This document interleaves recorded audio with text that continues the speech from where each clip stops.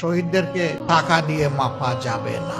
বৈষম্য বিরোধী ছাত্র আন্দোলনের শহীদদের প্রতি সম্মান জানালেন বাংলাদেশ জামায়াত ইসলামীর আমির ডক্টর শফিকুর রহমান।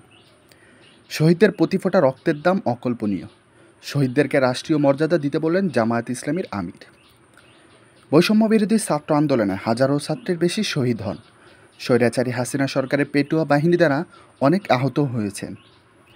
আন্দোলনের শহীদ হওয়া পরিবারকে রাষ্ট্রীয় মর্যাদা এবং ভবিষ্যতের জন্য ভালো একটি কাজের পরিকল্পনা করে দিতে বললেন জামায়াতে আমির।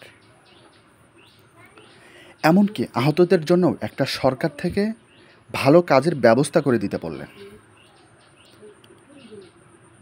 এমনকি আমিরে জামাত আরও বলেন, এটা শহীদদেরকে দয়া দেখানো নয়, বরং এটা শহীদদেরকে রাষ্ট্রীয় মর্যাদা দেওয়া উচিত।